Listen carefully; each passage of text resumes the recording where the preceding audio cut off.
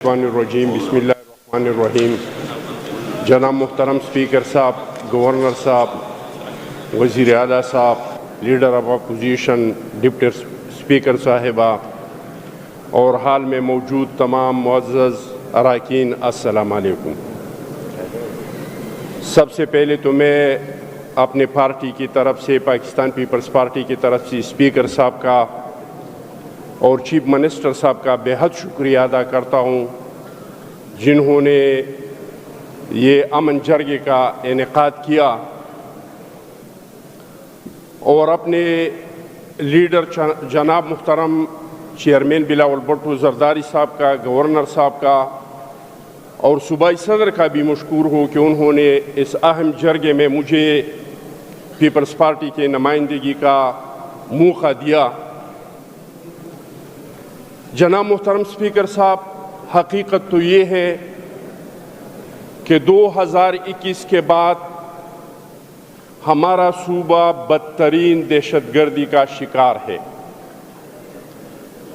جب سے افغانستان میں امارات اسلامی کا حکومت بنا ہے، جو اس سے پہلی حکومت تھا، اس کے بارے میں ہمیں بتایا جاتا تھا، حالانکہ اتنے بدامنی نہیں تھی جتنی آج ہے، لیکن پھر بھی ہمیں یہ بتایا جاتا تھا کہ وہاں پہ راہ کا، کھاد کا اور موساد کا حکومت ہے افغانستان میں۔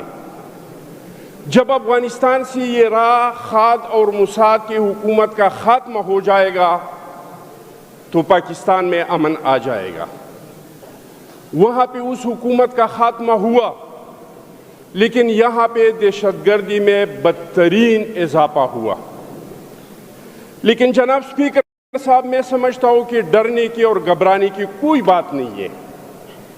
آپ اگر پیچھے جائے 2007 اور 2008 میں آپ دیکھ لیں تو سوات سے پاکستان کا جھنڈا اتارا گیا تھا، بلوچستان میں ترانہ بجانا بند ہوا تھا، ٹرائبل ایریا پہ ریٹ آف دی گورنمنٹ ختم ہو چکا تھا، لیکن جب ہم ایک پیج پہ آ گئے، ہم سارے مل کے اور ہم نے مقابلہ کیا تو ہم نے سوات پہ بھی پاکستان کا جھنڈا لگایا، ہم نے بلوچستان میں بھی ترانہ بجانا شروع کر دیا اور ہم نے ٹرائبل ایریا پہ بھی ریٹ آف دی گورنمنٹ قائم کر دیا۔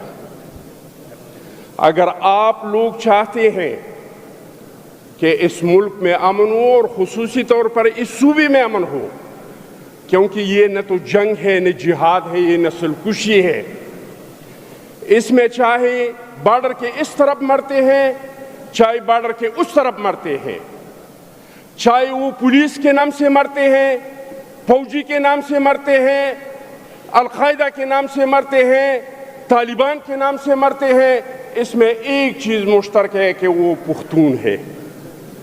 بچی پختون کی یتیم ہو رہے ہیں اور پختون کا گھر جو ہے وہ اجاڑ ہو رہے ہیں۔ اگر کاروبار ختم ہو رہا ہے تو وہ پختونخوا کا ختم ہو رہا ہے۔ تو میں سمجھتا ہوں کہ یہ حالات اتنے بدترین نہیں ہیں جتنے 2008 میں تھے، لیکن اس کے لیے ضروری یہ ہے کہ ہم اپنے ساری چیزوں سے بالاتر ہو کے اور یہ امن کے لیے ایک پیج پہ آ جائے۔ چیف منسٹر صاحب نے کچھ گلی شکوے کی فیڈرل گورنمنٹ سے۔ میرا بھائی ہے، مجھے بہت خوشی ہے، کیونکہ ہم جب مرجر کا کہتے تھے تو لوگ ہمیں کہتے تھے یار صوبے میں ہم کو کوئی کیا دے سکتا ہے، یہ 400 اور پشاور اور نوشیرہ کے لوگ آئیں گے، ہم پہ حکومت کریں گے۔ آج مجھے خوشی ہے کہ میرا ایکس پارٹا کا ایک بیٹا جو ہے وہ وزیر اعلیٰ ہے۔ لیکن چیف منسٹر صاحب، میں آپ کو ایک مشورہ دے رہا ہوں۔ اے ٹی ایم میں پیسے ہوتے ہیں، اس کے نکالنے کا طریقہ یہ ہے کہ ایک کارڈ پہ ایک کراس لگا ہے کہ اس کارڈ کو آپ ایسے لگائے، اگر کارڈ کو آپ نے الٹا لگایا تو اس سے پیسے نہیں نکلتے ہیں۔ دوسرا یہ کہ صحیح پن کوڈ میں لائے تو اے ٹی ایم سے پیسے نکلتے ہیں۔ میں آپ کو مشورہ دے رہا ہوں کہ آپ کارڈ کو صحیح استعمال کریں، پن کوڈ صحیح لگائے، آپ کا پیسے نکالنا ہم کا ذمہ داری ہے، میرا مطلب پیپلز پارٹی کا ذمہ داری ہے، میرے گورنر کی ذمہ داری ہے، میرے مقام کی ذمہ داری ہے کہ اگر آپ یہ دو کام کریں تو آپ کو آپ کا حق مل جائے گا۔ کچھ ہمارے دوست اکثر مشورے دیتے ہیں کہ مذاکرات کریں، مذاکرات کے بغیر کچھ نہیں ہو سکتا ہے۔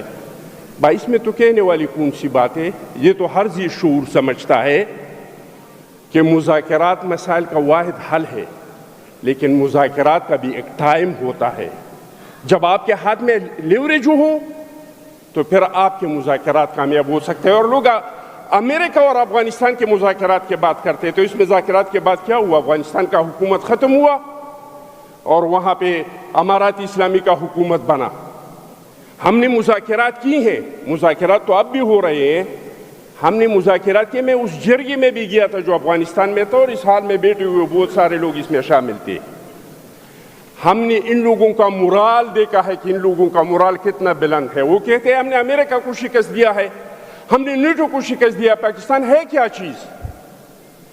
وہ لوگ، ہم نے باجوڑ میں بھی مذاکرات کی، آپ لوگوں نے تیرا میں بھی مذاکرات کی۔ ان کے جو لہجے ہیں، ان کے جو تکبر اور غرور ہے، وہ آسمانوں پہ ہے۔